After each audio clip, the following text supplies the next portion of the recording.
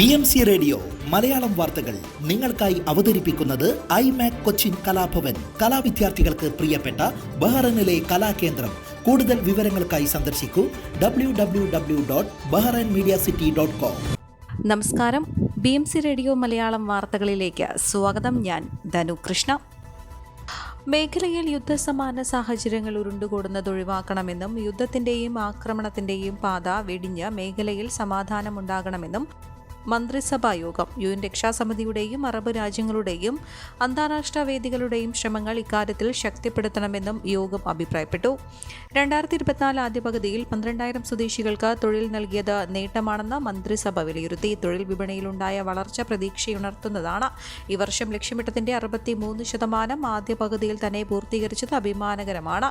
വർഷത്തിൽ 20,000 സ്വദേശികൾക്ക് തൊഴിൽ നൽകണമെന്നായിരുന്നു തീരുമാനം. സ്വദേശികളെ തൊഴിൽ നിശ്ചയിച്ച മുഴുവൻ സ്ഥാപനങ്ങൾക്കും സ്വകാര്യ മേഖലയ്ക്കും ക്യാബിനറ്റ് പ്രത്യേകം നന്ദി രേഖപ്പെടുത്തി. ഈ വർഷം ആദ്യ പകുതിയിൽ 8,637 സ്വദേശികൾക്ക് തൊഴിൽ പരിശീലനം നൽകാനും റിപ്പോർട്ട് കാലയളവിൽ സാധിച്ചതായും തൊഴിൽ മന്ത്രാലയം അവതരിപ്പിച്ച റിപ്പോർട്ടിൽ വ്യക്തമാക്കി. ഈ വർഷം പൂർത്തീകരിക്കേണ്ടതിന്റെ 86%മാണിത്. 10,000 സ്വദേശികൾക്ക് പരിശീലനം നൽകണമെന്നായിരുന്നു തീരുമാനം. രാജാവ് ഹമദ് ബിൻ ഈസ അൽ ഖലീഫയുടെ UAE സന്ദർശനം വിജയകരമായിരുന്നുവെന്നും വിലയിരുത്തി.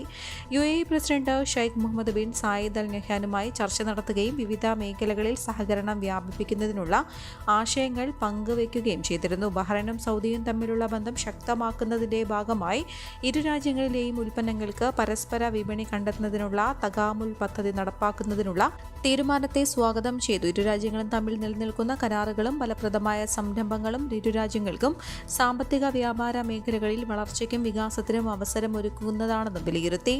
ബഹ്റൈന്റെ ഈ പാസ്പോർട്ടിന് red dot international design award കരസ്ഥമാക്കിയത് നേട്ടമാണെന്നും വിലയിരുത്തി. സമാനതകളില്ലാത്ത പ്രയാസങ്ങളിലൂടെ കടന്നു പോകുന്ന വയനാട് ചൂരൽമല നിവാസികളെയും പ്രകൃതി ദുരന്തത്തിൽ സർവ്വതും നഷ്ടപ്പെട്ടവരെയും ചേർത്ത് പിടിക്കണമെന്ന് അൽ മന്നായി സെന്റർ അനുശോചന കുറിപ്പിൽ പറഞ്ഞു. മാതൃസംഘടനയായ വിസ്ഡം ഇസ്ലാമിക് ഓർഗനൈസേഷൻ ഭാരവാഹികളായ TK Ashraf, CP Saleem, K Thajudheen Swalahi തുടങ്ങിയവർ Wayanad MLA AT Siddique, Mundakkai panchayat president K Babu, Attamala ward member Sukumaran, Chooralmala ward member Noorudheen എന്നിവരുമായി വിസ്ഡം സമാഹരിച്ച ദുരിതാശ്വാസ ഫണ്ടിന്റെ ഫലപ്രദമായ വിനിയോഗത്തെക്കുറിച്ച് ചർച്ച നടത്തി. അൽ മന്നായി സെന്റർ പ്രഖ്യാപിച്ച ദുരിതാശ്വാസ സഹായത്തിന്റെ ആദ്യ ഗഡു എത്രയും വേഗം നാട്ടിലെത്തിക്കുമെന്നും ഭാരവാഹികൾ അറിയിച്ചു. സാമൂഹിക പ്രതിബദ്ധതയുള്ള ഇത്തരം ജീവകാരുണ്യ പ്രവർത്തനങ്ങളിൽ ഭാഗമാകാൻ ആഗ്രഹിക്കുന്നവർ സംഘടനയുടെ സോഷ്യൽ വെൽഫെയർ ടീമുമായി ബന്ധപ്പെടേണ്ടതാണ്. തമിഴ്നാട് മധുര രാമനാഥപുരം സ്വദേശി ബഹ്റൈനിൽ മരിച്ചു. മരുതൈമലൈ മലൈക്കണ്ണനാണ് മരിച്ചത്. മുങ്ങി മരിച്ച നിലയിൽ കോസ്റ്റ് ഗാർഡാണ് മൃതദേഹം കണ്ടെത്തിയത്. ഭാര്യ വിജയശാന്തി. ഉരുൾപൊട്ടലുണ്ടായ വയനാട് ചൂരൽമല മുണ്ടക്കൈ പ്രദേശങ്ങളിലെ ദുരിതമനുഭവിക്കുന്നവർക്കായി കേരള മുസ്ലിം ജമാഅത്ത് പ്രഖ്യാപിച്ച പുനരധിവാസ പദ്ധതികളുടെ ഭാഗമായി ICF പ്രഖ്യാപിച്ച 2 കോടി സഹായ ഫണ്ടിലേക്ക് സൽമാബാദ് സെൻട്രൽ സമാഹരിച്ച തുക ICF ബഹ്റൈൻ നാഷണൽ ക്ഷേമകാര്യ സെക്രട്ടറി സിയാദ് വള പഠനത്തിന് കൈമാറി. ICFന് കീഴിൽ കഴിഞ്ഞ കാലങ്ങളിൽ നടപ്പാക്കിയ നിരവധി ദുരിതാശ്വാസ പദ്ധതികളുടെയും സേവനങ്ങളുടെയും മാതൃകകൾ പിന്തുടർന്ന വയനാട്ടിലും വിപുലമായ പുനരധിവാസ പദ്ധതികൾ മാതൃസംഘടനയായ കേരള മുസ്ലിം ജമാഅത്ത് ആവിഷ്കരിക്കുന്നത്. 2018 പ്രളയത്തിൽ കിടപ്പാടം നഷ്ടപ്പെട്ട ധാരാളം കുടുംബങ്ങൾക്ക് കേരള മുസ്ലിം ജമാഅത്തിന്റെ നേതൃത്വത്തിൽ വീടുകൾ നിർമ്മിച്ചു നൽകുകയും കോവിഡ് കാലത്ത് സർക്കാർ നിർദ്ദേശപ്രകാരം വയനാട് മലപ്പുറം ജില്ലകളിലായി 2 ഓക്സിജൻ പ്ലാന്റുകൾ ഉൾപ്പെടെയുള്ള നിരവധി പദ്ധതി പ്രവർത്തനങ്ങൾ ICF ഏറ്റെടുക്കുകയും സമൂഹത്തിന് സമർപ്പിക്കുകയും ചെയ്തിട്ടുണ്ട്. ICF നാഷണൽ നേതാക്കളായ advocate MC Abdul Kareem, Shanavas Madani, Abdul Salam Musliyar, Rafeeq Latheefi Varavoor, ICF Salmabad central ഭാരവാഹികളായ അബ്ദുറഹീം സഖാഫി വരവൂർ, ഉമർ ഹാജി ചേലക്കര, ഫൈസൽ ചെറുവണ്ണൂർ എന്നിവർ സംബന്ധിച്ചു. കോഴിക്കോട് മേപ്പയ്യൂർ മക്കാട്ട് മീത്തൽ നൌഷാദ് നാട്ടിൽ നിര്യാതനായി. ദീർഘകാലമായി ബഹ്റൈൻ ആഭ്യന്തര മന്ത്രാലയത്തിൽ ജോലി ചെയ്തിരുന്ന ഇദ്ദേഹം കഴിഞ്ഞ വെള്ളിയാഴ്ചയാണ് നാട്ടിലേക്ക് പോയത്. ഫ്രണ്ട്സ് സോഷ്യൽ അസോസിയേഷൻ വനിതാ വിഭാഗം പ്രസിഡന്റ് സമീറ നൌഷാദാണ് ഭാര്യ. ഏകമകൾ സബ്ന ബിൻ നൌഷാദ് നാട്ടിൽ വിദ്യാർത്ഥിനിയാണ്. പിതാവ് പരേതനായ സൂപ്പി K, മാതാവ് ആയിഷ, സഹോദരങ്ങൾ മജീദ്, ലത്തീഫ്, ഖദീജ, ജമീല, പരേതയായ സുബൈദ. സൗദമക്കാട് മീത്തൽ നൌഷാദിന്റെ വേർപാടിൽ ഫ്രണ്ട്സ് അസോസിയേഷൻ അനുശോചനം രേഖപ്പെടുത്തി. നാട്ടിലുള്ള friends president Zubair MM, vice president Jamal Nadvi, executive അംഗം അബ്ബാസ് മലയിൽ എന്നിവരുടെ നേതൃത്വത്തിലുള്ള ഫ്രണ്ട് അസോസിയേഷൻ സംഘം ഖബറിൽ പങ്കെടുത്തു. വയനാട് മുണ്ടക്കയിലുണ്ടായ ദുരന്തത്തിൽ ഇരകളായവരെ സഹായിക്കാൻ മുഹറക്കിലെ കുടുക്കാച്ചി റെസ്റ്റോറന്റ് സമാഹരിച്ച തുക മുഖ്യമന്ത്രിയുടെ ദുരിതാശ്വാസ നിധിയിലേക്ക് കൈമാറി. 1,23,650 രൂപയാണ് മുഖ്യമന്ത്രിയുടെ ദുരിതാശ്വാസ നിധിയിലേക്ക് ഓൺലൈനായി കൈമാറിയത്. ഇതിന്റെ സർട്ടിഫിക്കറ്റും ലഭിച്ചു. ഇരകളാക്കപ്പെട്ടവർക്ക് സഹായം സ്വരൂപിക്കാനായി ബിരിയാണി ചലഞ്ച് നടത്തുകയായിരുന്നു. ഈ മാസം 2 ഉച്ചയ്ക്ക് 12 മുതൽ വൈകിട്ട് 3 വരെയായിരുന്നു ബിരിയാണി ചലഞ്ച്. ഇതിനെപ്പറ്റി അറിഞ്ഞ ബഹ്റൈന്റെ വിവിധ ഭാഗങ്ങളിൽ നിന്ന് നിരവധി പേർ റെസ്റ്റോറന്റിലെത്തിയിരുന്നു. മലയാളികൾ മാത്രമല്ല, മറ്റ് സംസ്ഥാനക്കാരായ ഇന്ത്യക്കാരും സ്വദേശികളും അടക്കം ബിരിയാണി ചലഞ്ചിൽ പങ്കെടുത്തു. കേരളം കണ്ട ഏറ്റവും വലിയ ദുരന്തത്തിന് ഇരകളായവരെ കഴിയുന്ന വിധത്തിൽ സഹായിക്കണമെന്ന ചിന്തയാണ് ഇത്തരമൊരു പരിപാടി സംഘടിപ്പിക്കാൻ പ്രേരകമായതെന്നും വിജയിപ്പിച്ച എല്ലാ സുമനസ്സുകൾക്കും നന്ദി പറയുകയാണെന്നും മാനേജ്മെന്റ് പ്രതിനിധി ഉനൈസ് അറിയിച്ചു. കരാറുകാരന് ബിൽ തുക മാറി നൽകാൻ കൈക്കൂലി വാങ്ങിയ പഞ്ചായത്ത് അസിസ്റ്റന്റ് എഞ്ചിനീയർ അറസ്റ്റിൽ. വെച്ചിച്ചൂറ പഞ്ചായത്തിലെ അസിസ്റ്റന്റ് എഞ്ചിനീയർ വിജയനാണ് 37,000 രൂപ കൈക്കൂലി വാങ്ങുന്നതിനിടെ വിജിലൻസിന്റെ പിടിയിലായത്. പഞ്ചായത്തിലെ കുളം നവീകരണത്തിന് 9.5 ലക്ഷം രൂപ നേരത്തെ നൽകിയിരുന്നു. അന്നും കൈക്കൂലി ആവശ്യപ്പെട്ടിരുന്നുവെങ്കിലും കരാറുകാരൻ നൽകിയില്ല. തുടർന്ന് അന്തിമ ബില്ലായ 12.5 ലക്ഷം രൂപ നൽകണമെങ്കിൽ ആദ്യ ബില്ലിന്റെ കൈക്കൂലിയും ചേർത്ത് ലക്ഷം രൂപ വേണമെന്ന് അസിസ്റ്റന്റ് എഞ്ചിനീയർ ആവശ്യപ്പെട്ടു. തുക കുറയ്ക്കണമെന്ന് പല പ്രാവശ്യം അസിസ്റ്റന്റ് എഞ്ചിനീയറോട് അഭ്യർത്ഥിച്ചതോടെ തിങ്കളാഴ്ച 50,000 രൂപ തന്നാൽ മതിയെന്ന് അറിയിച്ചു. കരാറുകാരൻ അപ്പോൾ തന്നെ കൈവശമുണ്ടായിരുന്ന 13,000 രൂപ മാറി.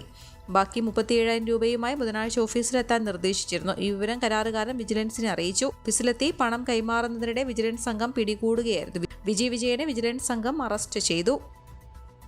കോട്ടയം നഗരസഭയിൽ പെൻഷൻ വിതരണത്തിന്റെ മറവിൽ വൻ തട്ടിപ്പ്. 3 കോടിയിലധികം രൂപ ജീവനക്കാരൻ തട്ടിയെടുത്തതായി കണ്ടെത്തി.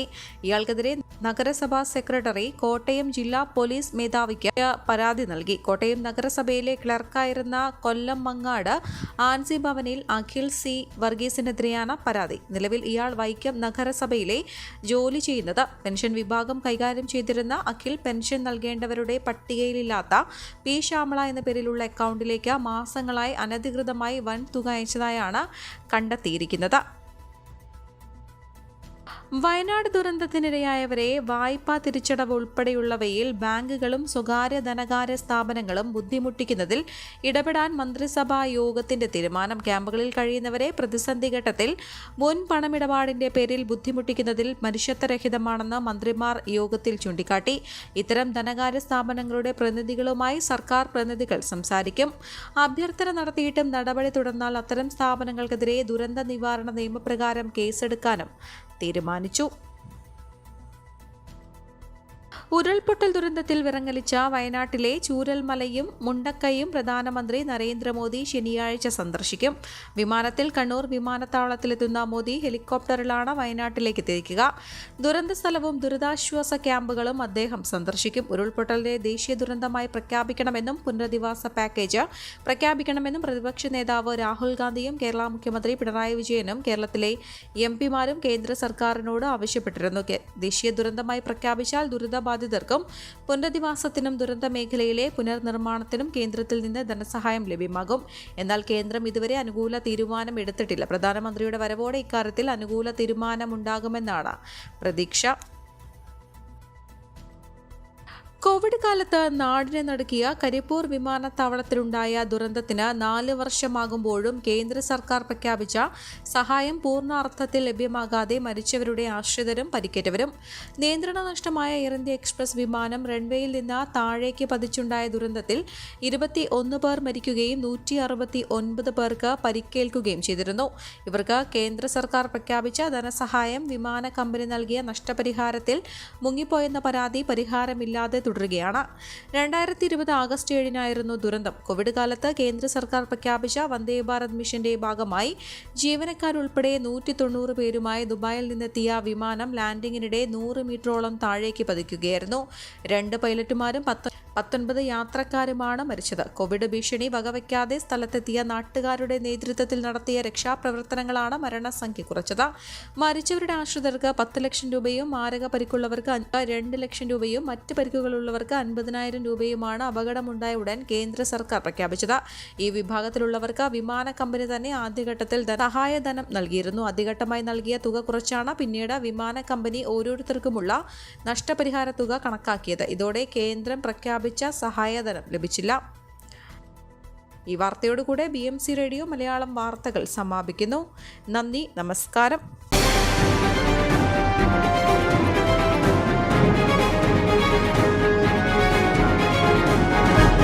BMC റേഡിയോ മലയാളം വാർത്തകൾ നിങ്ങൾക്കായി അവതരിപ്പിക്കുന്നത് ഐമാക് കൊച്ചിൻ കലാഭവൻ. കലാവിദ്യാർത്ഥികൾക്ക് പ്രിയപ്പെട്ട ബഹ്റൈനിലെ കലാകേന്ദ്രം.